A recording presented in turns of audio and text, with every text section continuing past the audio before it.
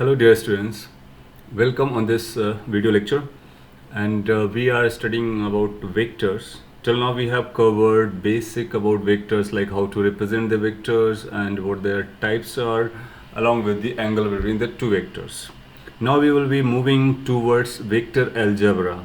That means we will be operating addition, subtraction, multiplication between vectors. So that will be known as vector algebra. To start with, we are going to study addition of vectors. It's a very important topic because in entire physics we will be dealing with the vector quantities. Lot of vector quantities we are going to deal with, and many of the time you will find that you need to add those vector quantities.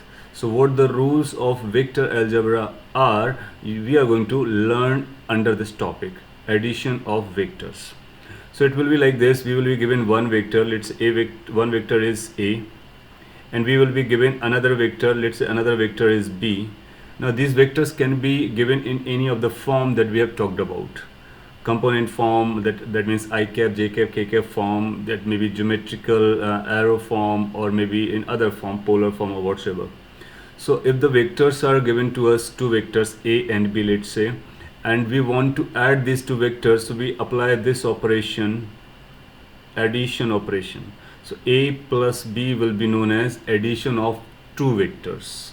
If we have multiple vectors, we can similarly keep on adding them. So first we will be learning how to add these two vectors. Once we are able to understand the mechanism or the rules to add these two vectors, then adding further vectors will be following the same rules. So when we are going to do this A vector plus B vector, this will in turn give us a result. Whatever the result of this is going to be, that will also be a vector.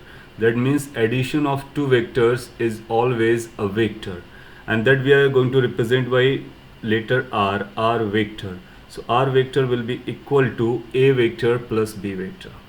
Now just like A vector has its own magnitude, its own direction, B vector has its own magnitude, its own direction.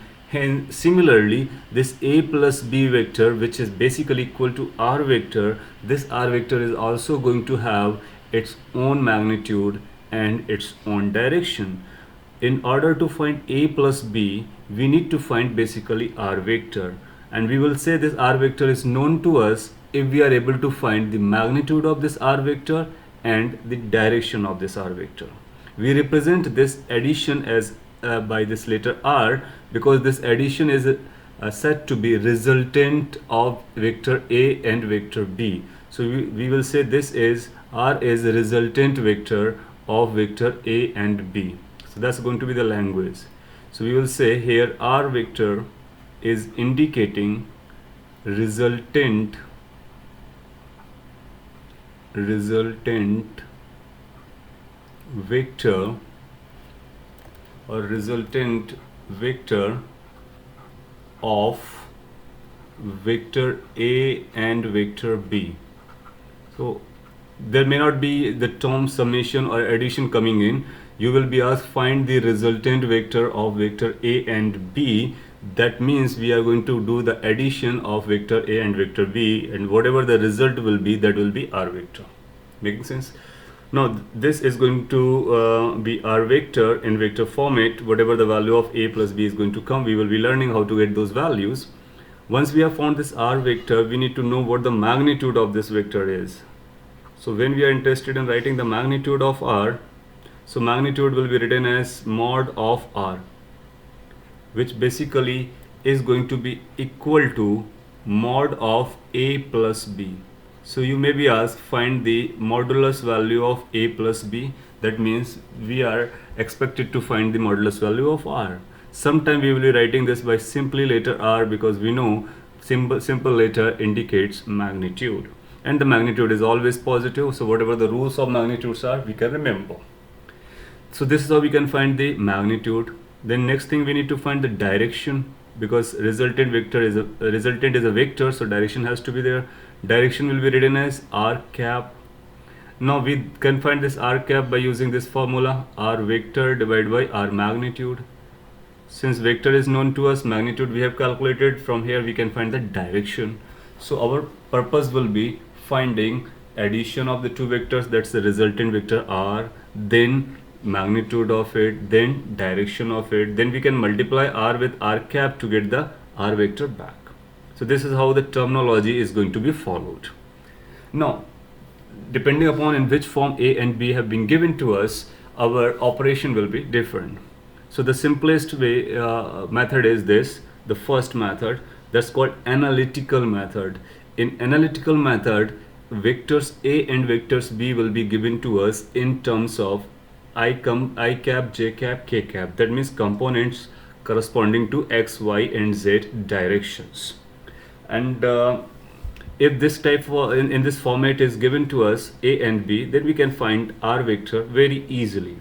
So let's say a vector is given to us like this. A vector is equal to, it will have some component along x direction, so we can call it as like a1 I cap plus a2 j cap plus a3 k cap. So let's say this is vector a.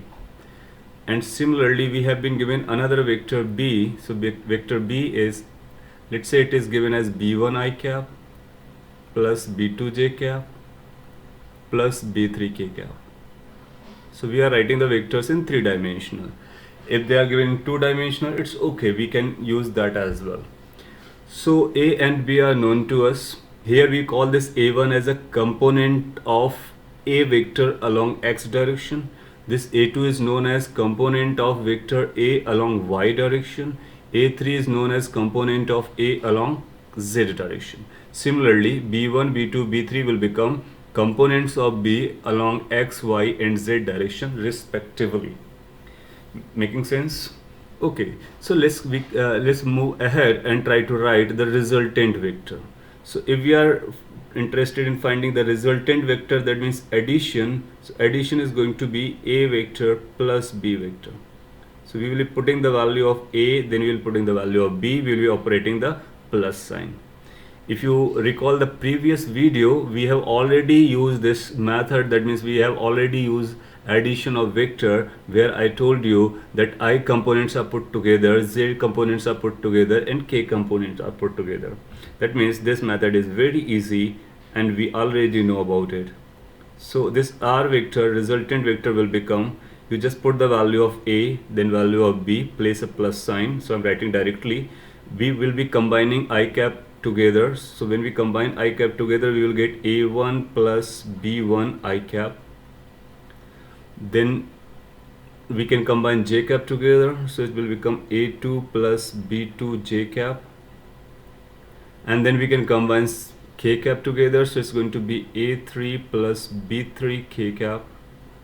Now you see this r cap will become our vector, and the vector that we are looking for. So this will become our resultant vector. Now we can find out the direction and magnitude out of it. So okay, let's remove it. So this is r vector. We can find out direction as well as magnitude from this resultant vector. What the magnitude will be of this r vector? So we are interested to write magnitude r, which is mod of r. We know whenever this kind of expression is given to us, in order to find the magnitude, what we do, coefficients of I cap, j cap, k cap, we square them and add them up. So it becomes a1 plus b1 square plus a2 plus b2 whole square and plus a3 plus b3 whole square. Right, so that's a complete square root. And then this is r, and this is a vector, so that's the magnitude of it. If we are interested in direction, so how the direction can be determined? We know the rule. Direction r cap will be equal to r vector, which we have already calculated, divided by magnitude, which we have already calculated. a1, b1, a2, b2, a3, b3, these will be the numbers, and these numbers will be known to you when a and b will be given to you. So we can find r cap and r vector itself, and that's how the addition of vector will be completed. So analytical method is quite simple, and it's very similar to the one that we have in scalar algebra. So when we operate the plus sign in between, we just add them. We keep in mind components along x direction, they gets added up, components along y direction, they get separately added up, and component along z direction, they get separately added up, and then it becomes vector. Then from this vector we can extract the magnitude and we can extract the direction. So it can be written in terms of magnitude and direction as well as a complete vector. Let's see a simple example to grasp this in much better fashion. Okay, so here is the example. Example reads, given that A vector is 2i cap plus 3j cap minus k cap, and B vector is 4i cap minus 3j cap minus 7k cap, you are supposed to find resultant vector, then magnitude of this resultant vector, and direction of this resultant vector. So all the three terms we need to find. What you can do, you can pause the video and solve, then check your answer and solution with the solution that I'm going to provide over here. Now resultant vector, you will write resultant vector means vector A plus vector B. Now you can put the value of A, which is 2i cap plus 3j cap minus k cap, and then add with the second vector, that's a B vector, which is having value 4i cap minus 3j cap and minus 7k cap. Now you can rewrite them in such a way so that I coefficients, I components are written together. So this is 2i cap plus 4i cap will lead to 6i cap. This is 3j cap, this is minus 3j cap, so 3 minus 3 will make it 0j cap. And this is minus k cap, and minus 7k cap will lead to 8k cap. So from here we can say the resultant vector, the first part of the question is over, and the resultant vector is coming 6i cap minus 8k cap. You can see in the resultant vector there is no component of y direction. That means y component is 0, x component is 6, whereas the z component is minus 8. Making sense? So that's a resultant vector. Then it's asking for the magnitude, so you say magnitude of r, which can be written as simply r, is going to be equal to square root of coefficient of x square, which is 6 square, coefficient of y square, which is 0 square, and coefficient of k cap, that is minus 8 square. 0 square, you know 0, so you can if you want you can skip that. So this 6 square is going to be 36, 8 square, this will be plus, so 8 square will become 64. When you add them up, then you are going to get, it's going to be 100, which will ultimately lead to 10. So that means magnitude of this resultant vector is 10. So from here we can say the magnitude is 10 unit. So whatever the unit is given to us, in that unit we can answer this. So we can say 10 unit. We generally write units so that whatever the unit is, that can be written over there. Now, so this is a vector, this is a magnitude of the vector. So how we can find the direction? So for direction, you say we will be using the rule or formula, direction is equal to vector divided by its magnitude. So vector is 6i cap minus 8k cap, and magnitude is 10. So this becomes the direction. So we say direction r cap is equal to, you can divide them individually or you can divide by 2, whatever you like. So it will become 3i cap minus 4j cap divided by 5. So that's the unit vector. Now this is unit vector, which is also indicating direction. So we know this is a unit vector. That means if we try to find the magnitude of this r cap, you are going to get it as a 1.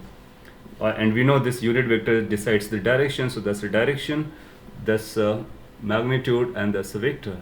So ultimately we got this vector, we got this magnitude, we got this direction. Making sense?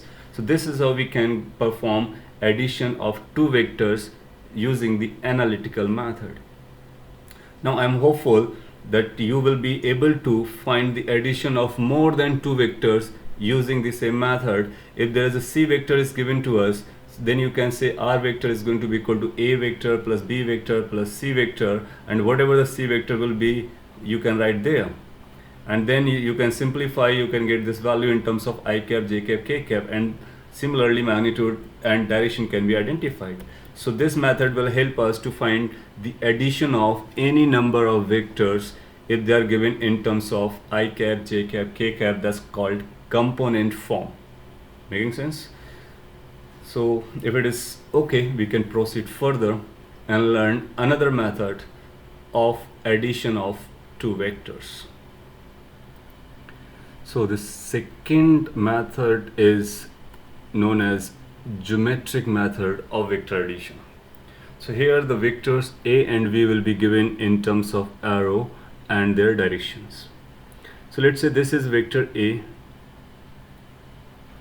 and this is vector b. Now if vector a is known to us, vector b is known to us, we can find out addition of these two vectors. Minded, when we are adding the two vectors, we are adding both magnitude as well as direction. So they will be added using both magnitude as well as direction. Now what we need to know, the angle between these two vectors. We have understood what the angle means. So if the angle between these two vectors is also known to us, and if we know the magnitude of individual vectors and the directions are known to us, we can find out the resultant of these vectors. So again, to find out resultant, we will be using this. R vector is going to be equal to a vector plus b vector. So this we need to find out. What will be given to us? We will be given that. So what is given that? Magnitude of a will be given to you, magnitude of b will be given to you, and theta will be given to you. Now here theta is the angle between vector a and vector b, and magnitude of vector a is a. That means the length of this arrow or this line is a, and the length of this line is b. So we know the length of these things and the angle between these two. If these quantities are known to us, we need to find this. R vector is equal to a vector plus b vector. Now finding this means we need to find, basically we need to find two things. One, r as a magnitude and its direction, and r cap, that means direction. So we need to find the magnitude and direction. If we are able to find magnitude and direction, then we can claim r vector is going to be the magnitude of vector r and direction of this vector, because we know this rule. So in this particular method, we will try to find out the magnitude of resultant and direction of resultant if the magnitude of individual vectors are known to us, and theta, that means the angle between the vectors, is known to us. Now to do this, that means to find the resultant using geometric method, we have different laws to get this method applicable. So first law is triangular law, or simply triangle law of vector addition. So we can use triangle law to add the vectors. Now how we are going to use this triangle law, that's going to be very important, and we are going to learn over here. So what we are going to do, if the vectors are known to us, so we will catch any of the two vectors. Let's say we are catching a vector, so we will be drawing the a vector as such as it was given to us. So I have drawn this a vector over here already, and it has been drawn as such as was given to us. Now then another vector, b vector, will be given to us somewhere. Now we know this vector can be located at anywhere, as long as you do not change the length of the vector and neither you change the direction of the vector. That means we can translocate it from this location to any location. So we will lift this vector b and try to bring closer to a, and we will be placing b vector in such a way that the tail of vector second is joined with the head of the vector first. So from the head of first vector, we will be joining the tail of the second vector. You can see over here, this is the head of the vector a, and we have joined the tail of vector b at the same point. So that means this point becomes head of first and tail of second. So this is how we are going to arrange these vectors first.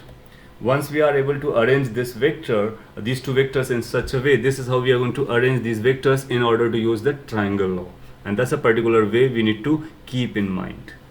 Now once we have joined the head of the first with the tail of the second, then you will find the tail of the first will be free and head of the second will be free, right?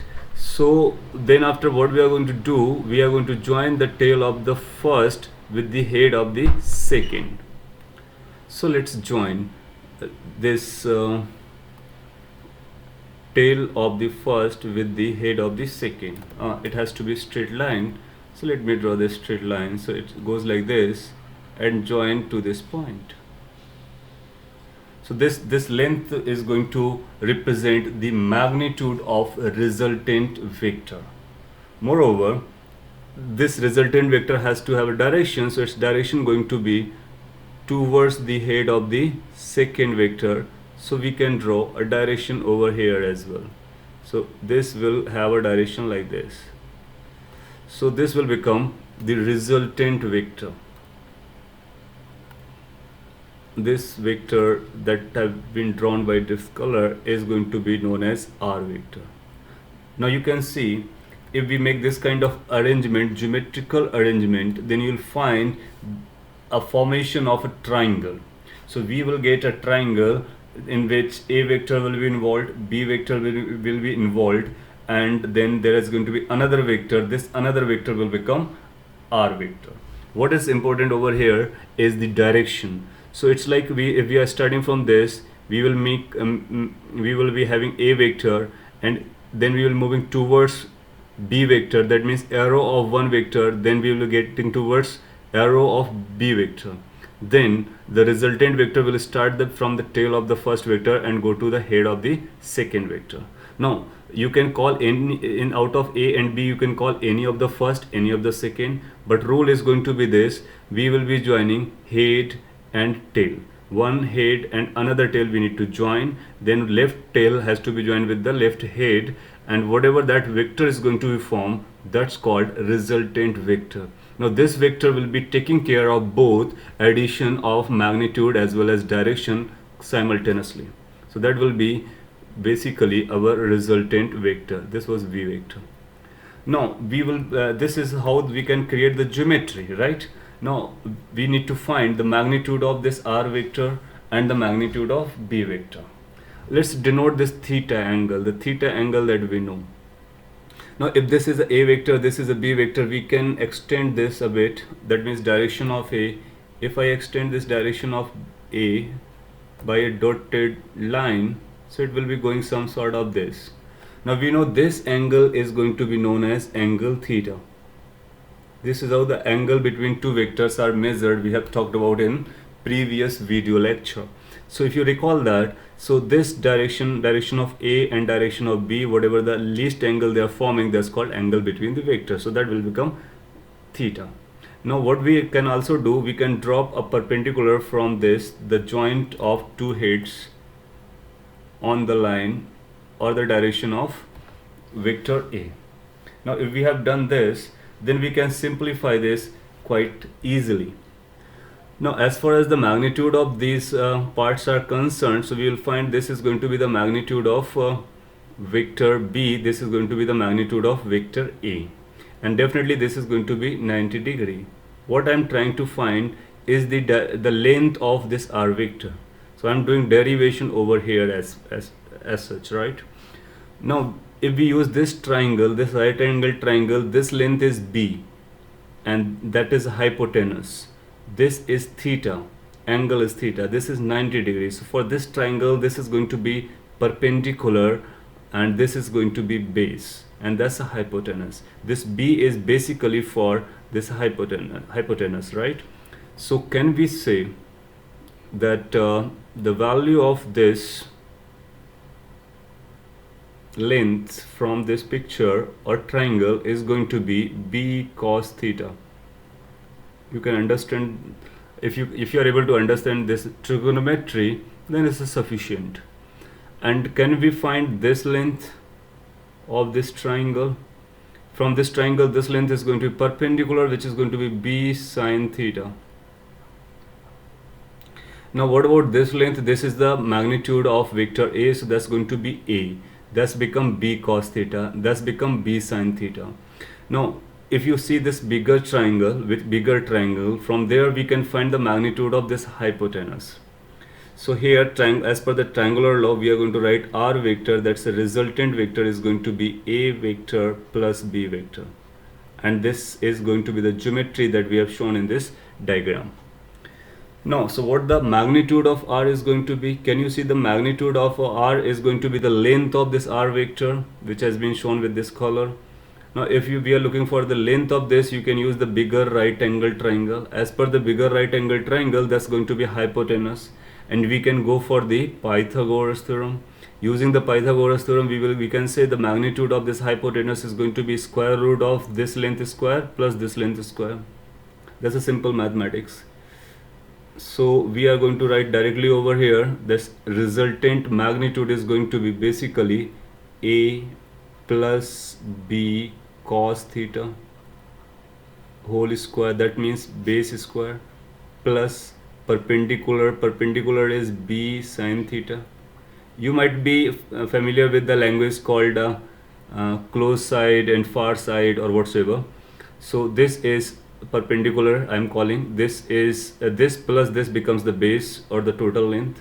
So this becomes magnitude of this hypotenuse, and this will give us a very important formula that we are going to use very frequently and in the entire physics. So if we know the magnitude of vector A and magnitude of vector B and theta, now you see carefully this expression of R that I have formed over here, it involves A magnitude, B magnitude, theta, B magnitude, theta. That means A, B and theta is involved, and A, B are magnitudes. A, B are not with direction, they are simply with magnitude. Making sense? Now we can simplify this. Square root is tough, so if you simplify this, I can write directly, but let's take one more step for this. Let's square this. When you are going to square this, you are going to get something like this: A square plus B square cos square theta plus twice AB cos theta. Well, I'm not explaining how we are getting this. I hope you are aware with, whenever we have bracket of x plus y square, so it becomes x square plus y square plus 2xy. That's what we are writing over here. Now there is another term as well, so we square that thing, so it's going to be b square sin square theta. Further simplification, let's say, so r will become equal to, again, this square root. Now this is a square, which is independent, we can keep it independent, plus, now there is a 2b square coming in, if you can see that carefully. That's a b square term, that's also b square term. So let's take this b square term common. If you take b square term common, then you are going to get cos square theta plus sin square theta. From your math class or from your previous knowledge, you must be knowing this cos square theta plus sin square theta is an identity, and its value is irrespective of theta, and that's a constant, it's 1. So that becomes 1. Plus one more term is there, that's twice AB cos theta. So this is how we can simplify for this R. Now we can completely write the formula of R. So R finally turns up to this, whatever I'm writing over here, is getting equal to A square plus B square into 1, that's simply B square, plus twice AB cos theta. So this expression is final expression as per the triangular law of vector addition for the resultant of two vectors A and B, where magnitude of A vector is A, magnitude of B vector is B, and theta is the angle between these two vectors. So summation, or that means magnitude of resultant, is under root A square plus B square plus 2AB cos theta. Okay, so if we know A value, if we know B value, if we know theta value, we can use this formula and we can immediately talk about what the magnitude of resultant vector is going to be. So magnitude of resultant vector can be found out using this expression. Here I might have taken some quick jumping in the steps as per your understandable level. So you just keep on writing each and every step, then you'll find you will be getting ultimately this expression. And this is the final expression that we need to remember. Okay. Well, so this is how we have calculated the magnitude of vector r if a, b and theta is known to us. Another point that remains to find out the direction. That means we need to know in which direction this r vector is lying, because this r vector itself is going to be resultant vector. That means it will have its own direction. So to find this direction, what we can do, we can use some angle. How we are going to use? Let's see in that in next slide. Okay, so let's carry on. This vector a and this vector b, they have been added up by creating this geometry. This is the resultant vector, and we have understood that the resultant vectors will have this magnitude. That means the length of this vector, that is r vector, is going to be given by this expression, which is square root of a square plus b square plus twice ab cos theta, where a and b are the magnitudes of vector a and b respectively. Theta is the angle between the vectors. Now, in order to find the direction of r, what we can say, because we know the direction of a, we know the direction of b, because these are the given vectors. So we can tell this direction of r with respect to either vector a or with respect to either vector b. So let's start with a vector. If we take our a vector, then we can say if we go from a vector to this angle in the anti-clockwise direction, and let's say this angle is alpha. So after moving alpha angle in the anti-clockwise direction, we will get the direction of r vector. That means r vector is making an angle alpha with the direction of a, and this is in anti-clockwise sense. So if we know the alpha value, then we can know the direction of r vector, because the direction of a vector is known to us. So from a, it has to be alpha as shown in the figure. Now similarly, we can also talk about with respect to vector b. So let's first identify this alpha so that we will be getting the direction of our vector. Now how we can identify this alpha? Again, we can see this bigger triangle, bigger right angle triangle. If we see this bigger right angle triangle, then you'll find this alpha is going to be angle, this is going to be 90 degree, and the base is going to be the entire length, which is a plus b cos theta, and this perpendicular is b sin theta. So we can directly apply tan theta or tan rule or tangent rule in this triangle. So as per that tangent rule, can we write using this picture, tan alpha is going to be equal to perpendicular, which is b sin theta,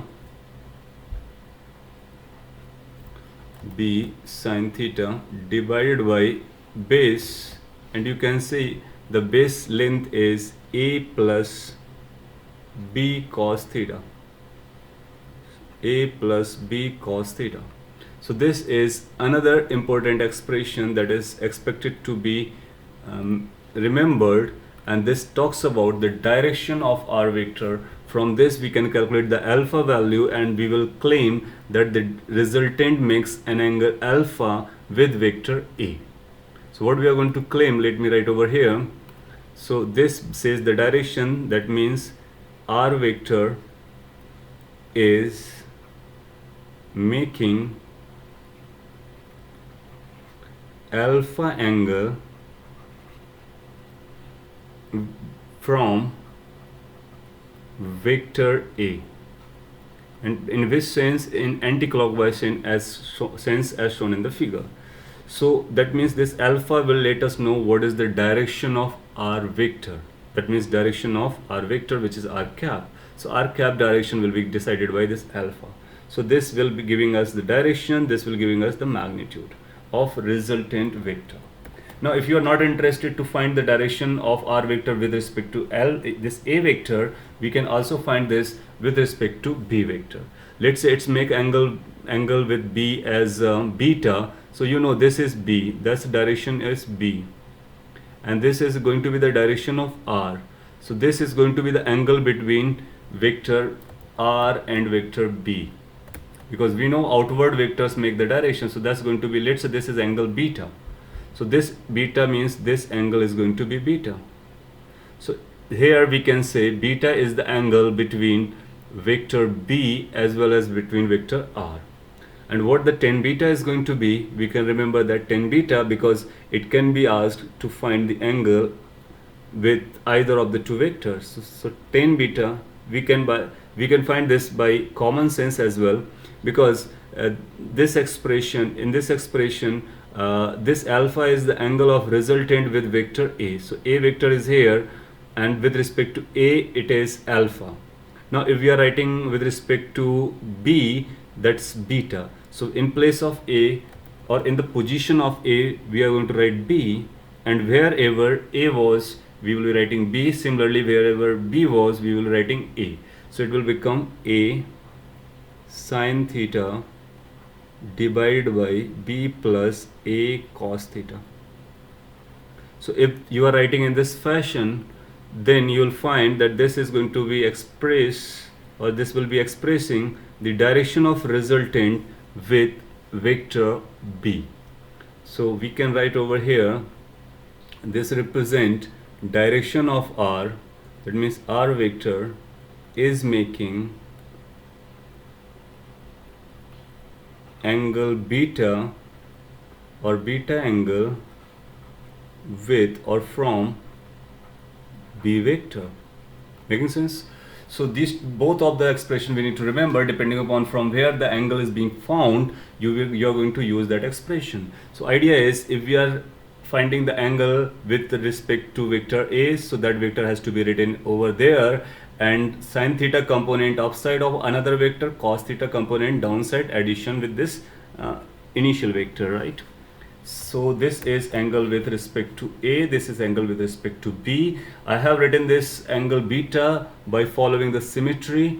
What you can do, you can use this triangle law and find the value of beta from this triangle, or geometry, we will get the same answer back. Okay, so these are the results we need to remember. I'm again repeating, they are highly important. This is magnitude, this is direction with respect to vector A, this is direction of resultant with respect to vector B. Ultimately, or in other sense, it is talking about the R, and this is talking about R cap, and this is also talking about R cap with different vectors. Okay, now based on these results, you will have plenty of questions. So before we go to the question, we will be talking about another method of addition of vectors geometrically. Result will remain the same, but making the geometry will be a little bit different. So let's talk about that method. So this is second law of vector addition in case of geometric method. It's known as parallelogram law of vector addition. So again, we will be given vector A's magnitude, vector B's magnitude, and theta. So these quantities will be given to us. We will be expecting what the resultant is and what the direction of resultant is with respect to A or with respect to B. So let's say this is vector A is given to us, and this is vector B is given to us, and theta is the angle between the two vectors. So what we are going to do, we are going to arrange this in this particular law in form of parallelogram. So we will take this A vector and place in such a way so that B vector and A vector, they are having tails joined together, right? Either we can translocate this B vector to join the tail of A with the tail of B, or we can translocate this vector A so that tails of A and B are joined. So I have shown over here. Let me complete it. This vector is A vector, and the B vector has been placed in such a way that tail of A and tail of B, they are not joining together. Now since they are joining together, then we know this angle is going to be known as theta angle. That means angle between the vectors. When we join the tails, then this angle becomes the angle between the vectors. So this is going to have a magnitude, this is going to have a B magnitude or length, this is going to be angle between the two. Now what we can do, since we know this vector A can be redrawn anywhere else. So this vector, if we translocate and place like this, so this is also will become equal vector, that means equal vector to A, so this is also going to behave like A vector. Now B vector which is placed over here, we can also make this shift over here, so this vector will be indicating B vector. So if we place A and B such that their tails are joined and reproduce this A to make this kind of vector and reproduce the B to make this kind of vector, then you can see this geometry, if we look this geometry combined together, it's going to be a parallelogram. So we can construct a parallelogram using two vectors. So that can be a question to ask, how many vectors we require to create a parallelogram. We will say we require only two vectors, and by locating them, we can create a parallelogram. Making sense?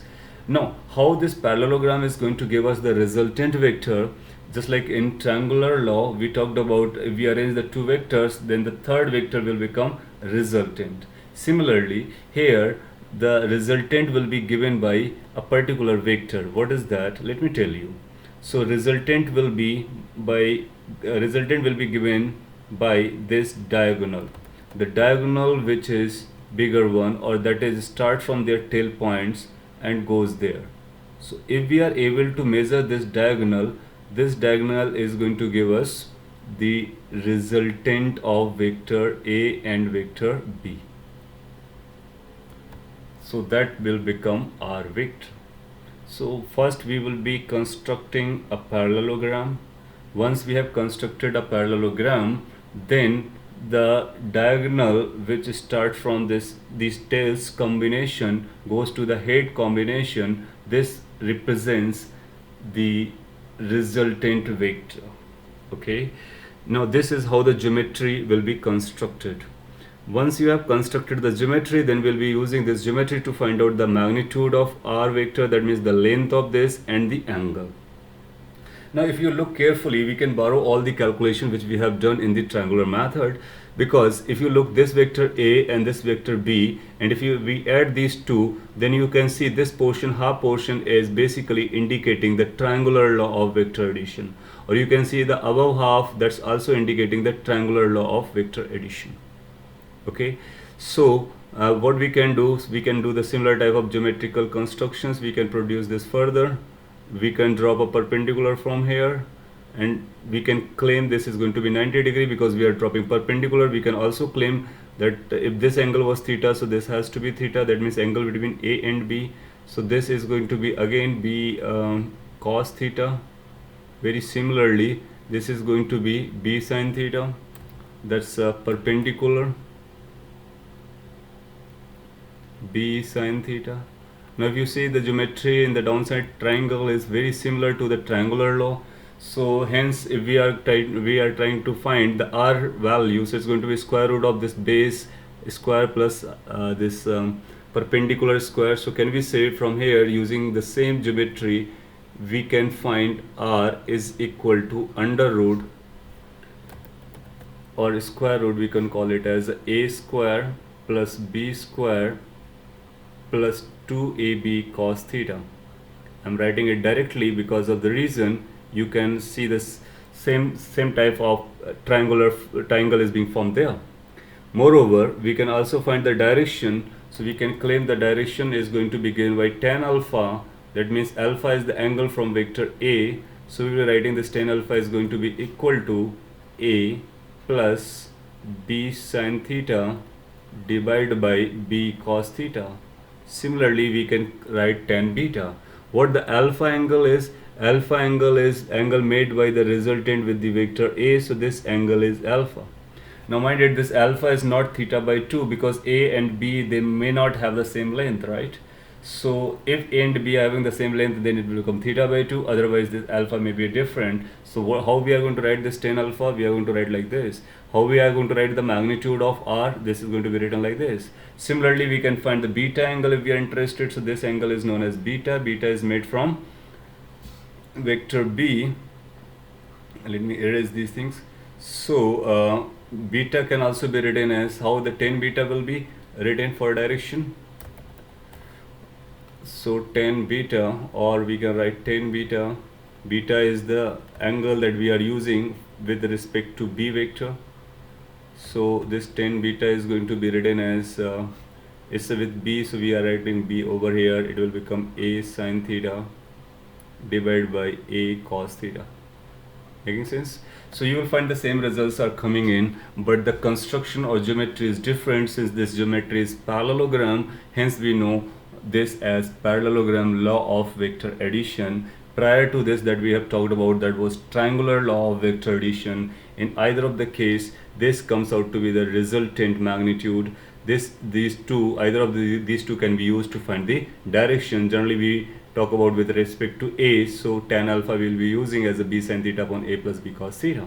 Making sense? So these are final results that we have obtained using both laws, triangular law of vector addition as well as parallelogram law of vector addition. These two laws are describing how vectors are being added up.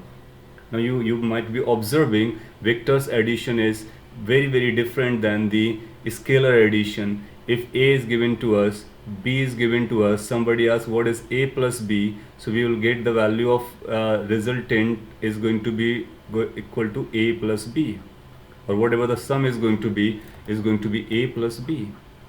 However, the resultant magnitude in case of vectors is not a plus b, rather it's under root a square plus b square plus 2ab cos theta. Here theta is involved. That means it matters the vectors that we are using, what the angle they are making with each other. This sum can be, this r value, the magnitude of resultant can be more than a plus b. That can be this can be variable from different values. That means it's not going to be a plus b all the time. What it is going to be, what the range is going to be, we can shortly discuss from where to where it can lie. But yes, it will depend on theta. So this is how a vector and scalar are different. This is for scalar and this is for vector. So addition for scalar is very different than addition for vector. So we are learning addition of vector. So final results you have understood. If you have understood, so you can remember, based on this we can talk about several questions, or we can attempt several questions, and moreover we will be later on talking about what the range of R is. That means from which value to which value it can take its value, right? So you just make notes of it and let's proceed.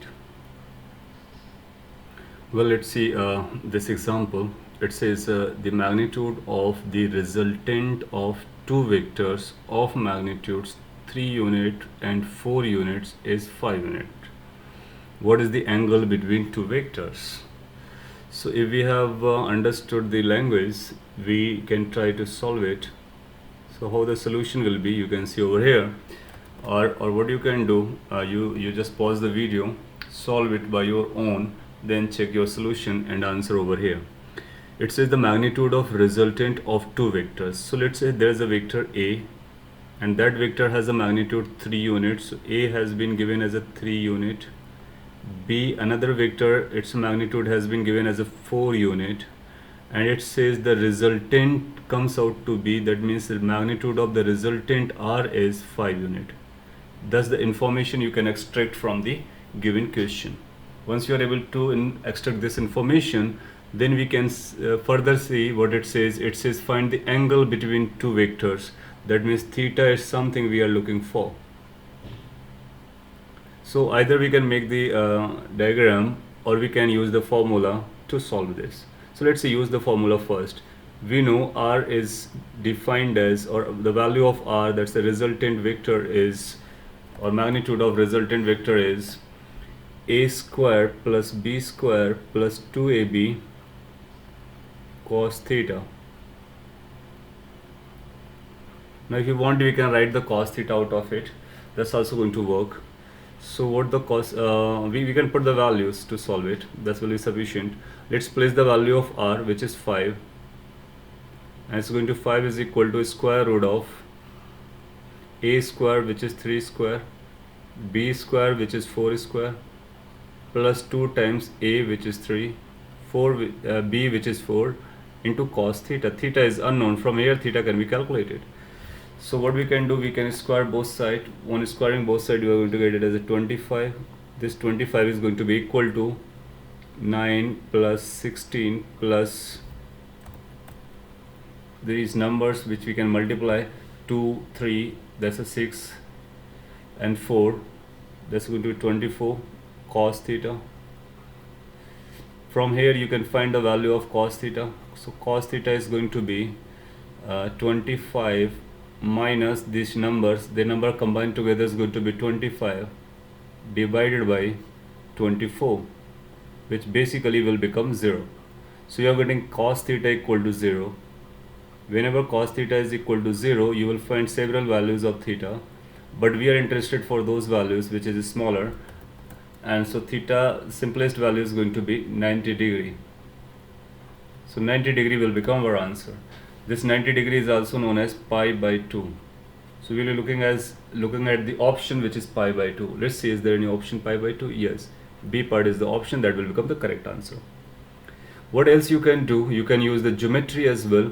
Let's say this is a vector A that is of 3 unit. That's A. And then there is a vector B which is of 4 unit. And then resultant has to be 5 unit. So if B is there, so resultant is going to be like this. If you remember, if we make this B like this of 4 unit, then it will become right angle triangle, then only you will find this hypotenuse will become 5. That means 3 plus 4 will become 5 if they are arranged like this. So what the angle between these two vectors is? We know if we proceed it further, and so this angle is going to be known as theta. Clearly from here we can identify theta has to be 90 degree, which is pi by 2. So if 3 and 4 are placed at 90 degree, then the resultant comes out to be 5. So if we are using the geometry, we can answer in one figure, or making one figure, simply making one figure, or we can use this formula that we have used over here to get our answer. Making sense? So pi by 2 becomes the correct answer.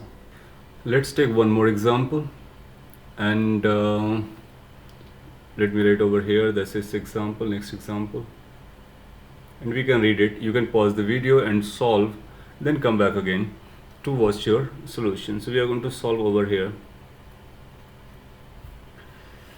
So it says magnitude of the resultant of two equal vectors is equal to magnitude of either vector. What is the angle between two vectors? Well, so this example is very similar to the example that we have earlier done, or done just before. So what I can do, I can make this as a homework for you with some hint. The hint I am giving to you, or let me decode the question for you. It says the magnitude of resultant of two equal vectors is equal to magnitude of either vector. So it says magnitude of A is equal to magnitude of B. That's what it says. And it also says this is also equal to the magnitude of resultant. So this is the given information, and what we need to find, we need to find the value of theta. I think you can simplify this and find the value of theta, then choose the correct option. So solve and find the answer, and then put this answer in the comment section, and it is expected that all of you can get the correct answer and comment the correct answer. So this is a kind of question for you based on the learning in this video so far. Now let's cover one more important point that talks about maximum and minimum values of resultant magnitude for given magnitude of vector A and magnitude of vector B. That means magnitude of vector A and B are given to us. We are looking for the maximum and minimum value of R, that is magnitude of resultant. So what it trying to say that theta is a variable, theta can be any value, and we need to choose value of R, which is max and min, out of given values of A and B. So since we know this formula that this R is equal to square root of A square plus B square plus twice AB cos theta. Now when we find this kind of a statement, given value of A and B, that means A and B are given to us. That means A and B are fixed values, and R we need to find out. So if A is fixed, B is fixed, so R will not be fixed. R will depend on theta.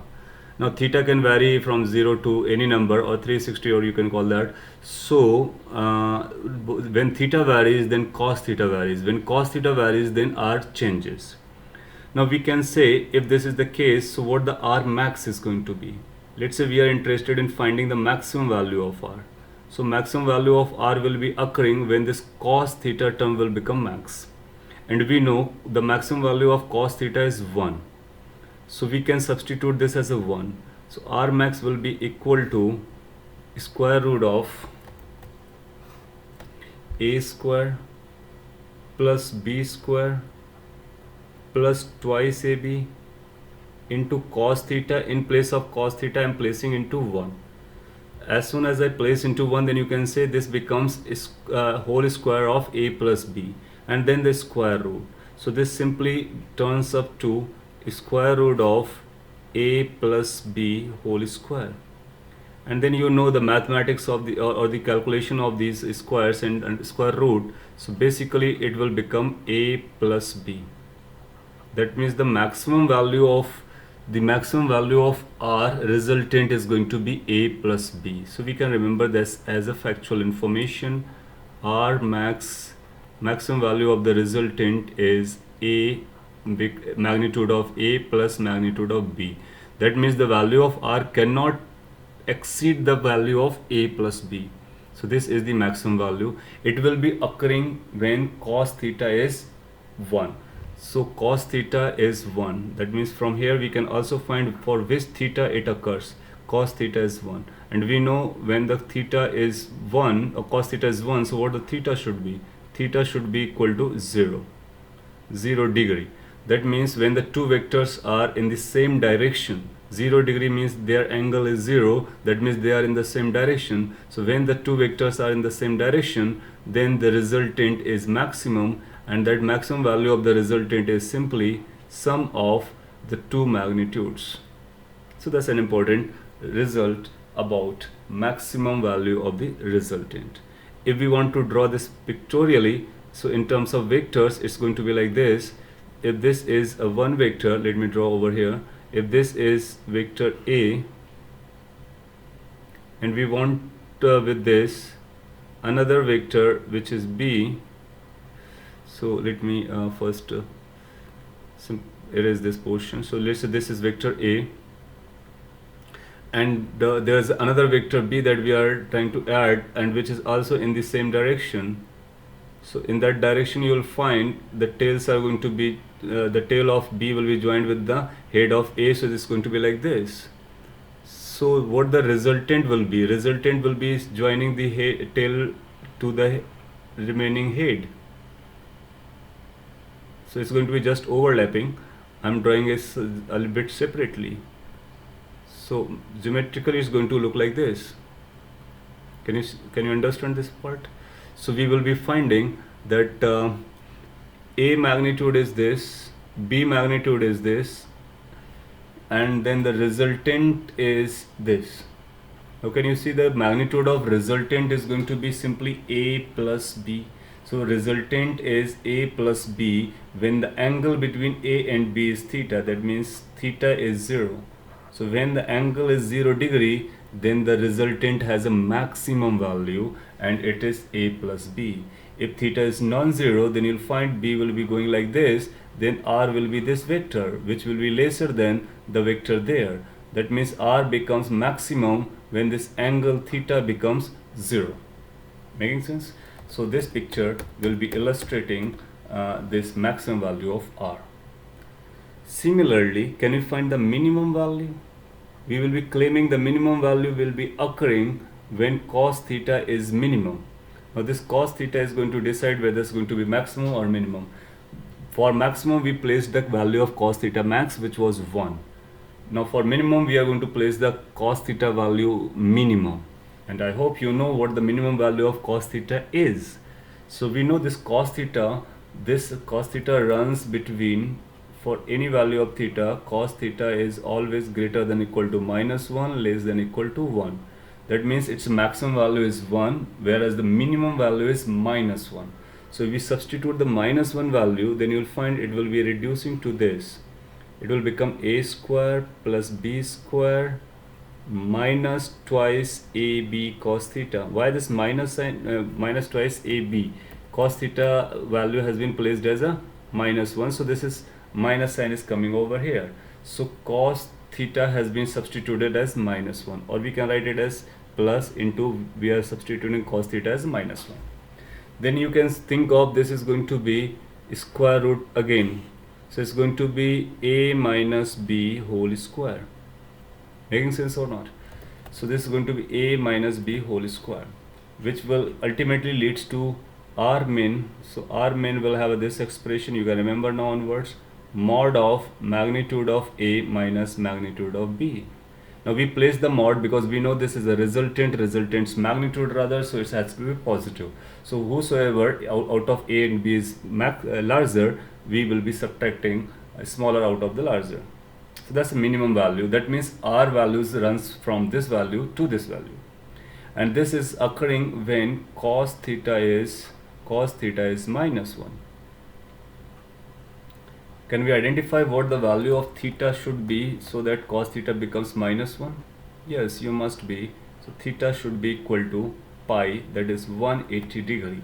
So this, as a result, we need to remember, based on this, several times question has been asked in the examination, or it is being used in various type of questions and their applications, right? So when the angle between two vectors is 180 degree, then you are going to get the resultant as the least, and that least value is going to be a minus b. And so these angles are also important to remember. Now pictorially how it's going to look like. So let's say this is a vector a. I'm drawing this as a vector a. Out of this vector, another vector we need to add up. So that vector b makes 180 degree. So from here we need to place the tail of vector b, but it's 180 degrees, so that means it has to be running like this. It has to be just over the first one, but I am showing it's a little above so that we can distinguish. So you will be finding the theta is 180 degree. How theta is 180 degree? This was the direction. If we take this extension, so this is the direction original, and b turns like this, so it turns completely by 180 degree. Okay, so this is vector a, this is vector b. So that's the magnitude of vector a, that's the magnitude of vector b. Now how to get the resultant? We have learned in the triangular law of vector addition, we start from the original tail and go to the final head. So this will become the resultant vector, and that resultant vector direction will be in the direction of the larger vector. So whatever the larger vector is, in that direction is going to be. In this particular example, I have considered a to be bigger than b. So you'll find that this is going to be r, and in this case r is going to be minimum because angle is 180 degree. Making sense? And what this r minimum value is going to be? It's going to be a minus b. Out of a, if we subtract this b magnitude, then whatever is left, that's r, and it's going to be minimum because this angle is 180 degree. In this case the angle was, this was the same direction, so that was angle 0, so theta was 0 degree. Making sense? So these are the result point you can remember for r max, which is a plus b, r min, which is a minus b with the mod value. Maximum occurs when the vectors are in the same direction. Minimum occurs when the vectors are in opposite direction. And we can conclude that the value of r going to be lying between its minimum value to maximum value. So this has to be greater than equal to, that means r value will be greater than or equal to its minimum value, which is mod of a minus b. That means magnitude of r cannot be less than the difference of the two vectors, and it's going to be less than or equal to a plus b. That means it cannot be more than the sum of the magnitude of two vectors. So this is the range over which the resultant value lies. So the resultant of two vectors, rather the magnitude of resultant of two vectors, is always greater than or equal to the difference between the two magnitudes, and always less than or equal to the addition of the two magnitudes. Making sense? So this is called triangular inequality. This is also known as triangular inequality.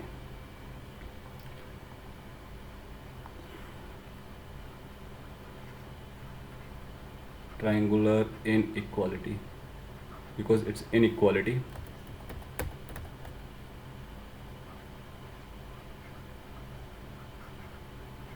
Inequalities, rather we say, because there are two inequalities.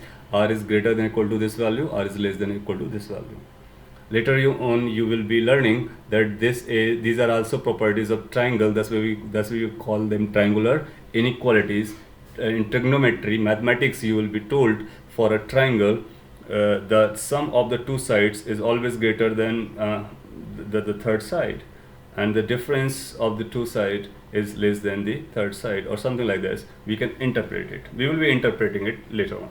So let's take one example, final example, to use these concepts that we have learned about the value of R, which is the magnitude of resultant of two vectors. So here is the last example of this video, and let me read it. First we write this as example so that we can solve over here. It says a force of 6 Newton and another of 8 Newton can be applied to produce the effect of a single force which is equal to. So that means resultant of 6 Newton and 8 Newton can be which of the followings. That's what it is asking for. So let's solve it. You can pause the video and solve by your own, then check your solution and answer. So let's say one force, or this one vector, is A for us, and A is having a 6 Newton value, and B is having 8 Newton value, and resultant single force means resultant force. That means we are looking for R value.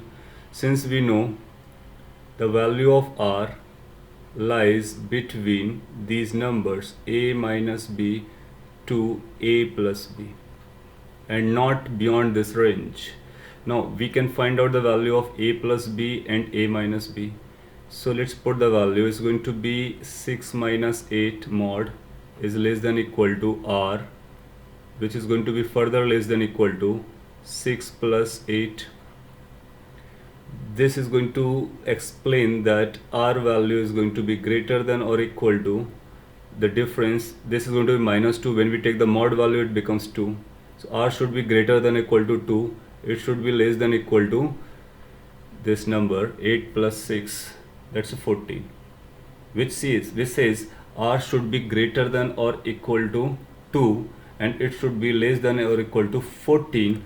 Any number beyond this range will not be acceptable, or we can say any number lying outside this range cannot become the resultant. That means cannot become the single force of 6 Newton and 8 Newton combined together. How we are going to think that this is going to be use a vector, because this is talking about the force. Force is a vector quantity, and we are replacing the two forces by a single force. That means we are looking for the resultant, and resultant follows this condition. Now, can this resultant be 1 Newton? No, it can never be 1 Newton, because it has to be greater than or equal to 2. So it can lie between 2 and 14, including 2 and including 14. So can answer will become 2 Newton? Yes, 2 Newton can become the answer. Can answer become 16 Newton? No, 16 Newton can never be the resultant, because it has to be less than or equal to 14. None is the different answer. So out of these, this is the correct option. So you are saying that 6 Newton and 8 Newton, two forces, can combine together to produce a resultant force of 2 Newton. But they cannot combine together or added up together to produce a resultant as 1 Newton. Neither they can be combined to produce 16 Newton. How much they can, what the range is in which they can have a resultant, this is the range. That means resultant can be bit from 2 to 14, including 2 as well as including 14. 14 is going to be the maximum value, 2 is going to be the minimum value. That means in this particular answer, these forces are at their minimum, or resultant is the minimum value. That means forces must be at 180 degree opposite. That means it's going to be like 8 unit in this direction and 6 unit in this direction, so that's A is that way, 6 is this, so rest is going to be resultant, so that's a resultant, so that's going to be 2. That means angle theta is 180 degree, or you can say that's a pi radian. Okay, so this is how we can get the range, and that's important part of it. Well, so in this video we have talked a very important aspect of vector algebra, that's addition of two vectors. We have talked about two different methods. One was analytical method, which was simple, based on I cap, j cap, k cap, and it can be simply handled, and we can handle more than two vectors in analytical method. Then we talked about the geometrical method, in which we will make geometry. There were two sub laws or laws. We can talk about triangular law as well as parallelogram law. Both are giving the same result. Resultant R is given by under root a square plus b square plus 2ab cos theta. It has to be practiced well. And then similarly, direction of the vector with respect to A and with respect to B, and their application we have talked about. Now in geometrical method we have talked about addition of two vectors. In the next lecture we will talk about how we can handle more than two vectors in geometrical method as well.